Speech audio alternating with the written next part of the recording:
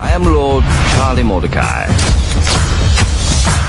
respected by all who know me slightly. Excellent shot, sir! Man down! This is like so funny. I love the silliness of it, and I loved you all in that, like you and Gwyneth and Ewan, and I got the feeling that making it was probably as much fun as it was to watch. Yeah, we didn't stop laughing. I mean, to be frank, usually when a film comes to an end, even though you're sort of pretending to shake people's hand, oh, I'm going to miss you so much, you're thinking, God, I can't wait to get home, I can't wait to get home. But this was really sad to let go of at the end. We really did laugh a lot. Was there lots of outtakes? I can just imagine with the tash and the funny eye and the accents. I think that there was probably more goofs and outtakes than there is Usable minutes footage. in the film. it's probably triple whatever the movie is. I mean, it was constant. You know? Jock is my manservant and handles all of our most pressing affairs. Well done, Jock! You guys are good friends and you've worked together before. Yeah. Paul, did you ever imagine that you would be Johnny's manservant called Strap? I had dreamt of it for years. Johnny had needed a jock strap for years, and Paul Bettany is I my leapt into the breach, so to speak. You did a great job. Thank you very much.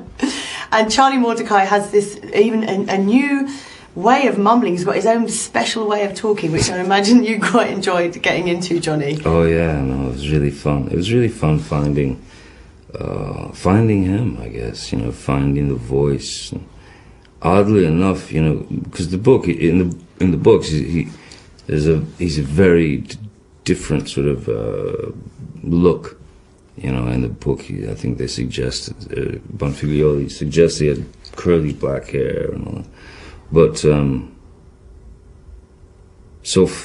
I think the first time that I saw him was, you know, the first day of shooting, really, because combed the hair back, put the mustache on. There he was. The part in between the teeth, and then it just there he was. But you've got a tash, but you didn't grow one for this film. No, I couldn't grow one like that. No. In a million years. There's lots of talk of vintage wines and whiskies, etc. I just wondered if you insisted on it being the real thing or whether it was flavoured water. I mean, I always beg the prop man to hook me up, but they don't.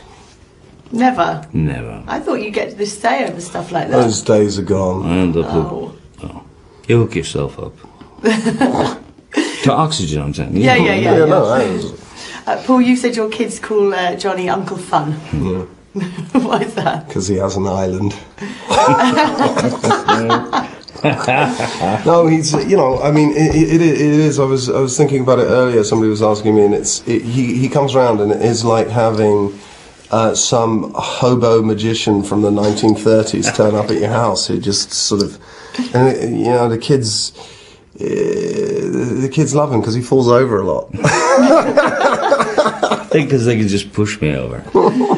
Keel sideways. Yeah. Mr. Betsy. Oh my gosh, how are you? We're older than last time you saw us. No, you're not. Things are bad in here. The great news is that the day is coming to an end. Yeah. Oh. What is in it for me, as they say? Do it for Queen and country. No. All right, Queen and country, travel and living expenses, reasonable overhead. Done. Okay, so this is the most hilarious film. I giggled all the way through it. How on earth do you stop yourself laughing when you've got the giggles? We don't. We just laughed our way through and blew takes constantly, and you know. You just keep laughing until the grip stares at you like I want to get home, man. I want to go home. Can you stop now? So yeah, it's at that point you stop laughing. Yeah, when you big, realize hairy, it's and funny frightening. to you, but it's not funny to them. Not after like 8 takes. But yeah, that is true. Pretty action-packed. You're falling out windows, cars. I mean, you know, it's all going on. Were there any injuries? Yeah. A few. Yeah, but you know, you're getting paid a lot to get some bruises. It's fine. Yeah. Yeah, So you always get beat up on movies. You know? you're so tough. You can handle it. I'm just so overpaid, really. Isn't it? Yeah. I'm bored. Jock is my manservant and handles all of our most pressing affairs. Well done, Jock. You two are the best partners in crime. What do you look for in an accomplice? Well, you know, You can't say it. I don't know. No, you can't say that. I Whatever's going through your head right now, don't say it out loud. I have a strong feeling that I can't really answer this. Go on. Come on, top 3 things you look for in an accomplice. 3 things, we couldn't get 1 a minute ago. Now we have 3. This is going to be a problem. There's nothing clean. It's nothing clean. No. Everything's solid. Go to America and do what it takes to bring the painting back. I feel as though we've made a wrong turn and arrived on the set of a pornographic film. Swiftly on to adventures. You go from one adventure to another adventure. What's the last adventure you've been on recently? Christ, we're boring. God, we're really boring. We have nothing You to went say. through the We are desert bored. without any shoes? Oh yeah, no, I went to Dubai. I went to Dubai with my son, and we went. We were in the desert, and we were on a camel, and then by the afternoon we were skiing because they have an indoor ski mountain in the middle of the desert because it's Dubai and they do really mad things, and you really realise the world is in deep trouble. Deep Yeah. caca. It's in deep caca because it takes a lot of energy to keep that mountain cold, that snow cold. That's true.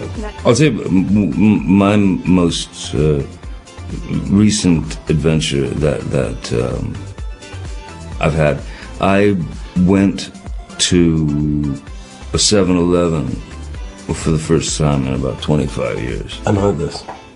I did, and I can't tell you how great it felt. What did you buy? Everything. No, you know, I mean, you gotta get donuts there, you gotta get a Slurpee there, you know, you gotta get, trash, food. Did you do that with Doug Stanhope? No, that was Doug Stanhope, who was this fantastic comedian, a genius. We went to Target together with my daughter to buy school supplies. No, who was there? There was someone there. I don't know. And lastly, how did you celebrate the end of this film? Can't tell you. On wrap. I took the mustache off. That's what I did. Burnt the moustache. Yeah, had a mustache burning party. No, at the end of the, it's always somewhat sad, at the end of a film because you spent a good amount of time with people. You're like a family. Yeah, it is. It's like a traveling circus, really. Well, it was so nice to chat to you twice today, and I'm gonna break all the rules, but We just must. because. Okay. We'll do it. Are we ready, guys? Here we go. Just wondered how satisfying it is as an actor to take on something that's pretty different from yourselves, vocally, physically, and what kind of helped you find their movement and their voices. Well, I based mine on, from firstly the book, and then Johnny's 2 security guards, Jerry and Malcolm, and a growl that I started doing like a dog. Yeah, A bit of a dog. the growl in the beginning was slightly off-putting because here was this friend that I, knew very, very well, and he was kind of growling, Actually, involuntary growling. I was worried about him. And Charlie makes a few involuntary kind of noises, doesn't he? I love those. Oh yes, his frustration, his rage, that sort of thing. And you spent quite a bit of time in the UK. What do you enjoy about sort of researching for and taking on an English accent for roles? Actually, it feels natural to me. It feels very natural to me. British accents. you spend so much time here. Exactly. I spent a lot of time over here, it's also just, I mean, the culture is fascinating. The endless history of this place, you know. Yeah. Plus, Christopher Hitchens was born here, wasn't he? I'm in. And we love you in the Fast Show, of course, and then thanks, man. God, Life is Short, a bit more. Oh, yeah. Life is Too Short, rather, a bit more recently. Who are your comic heroes in Britain? And of course, there's Paul Whitehouse in the movie. Paul Whitehouse is one of my heroes. You probably say the same. Yeah, right? absolutely. I thought Paul and Charlie Higson were great. Everyone on the Fast Show, I thought they were the best actors I'd ever seen. So yeah, Paul, I would say, is up there. Alec Guinness is up there. Peter O'Toole, Steve Coogan. Steve Coogan. It's you know what it is? Is these people, these artists recognize timing and the importance of timing. I mean, really the importance of timing, you know, comedic timing. It's that one beat extra. And if the director cuts off half of that little millisecond, screw the whole joke, you know. And those guys understood that.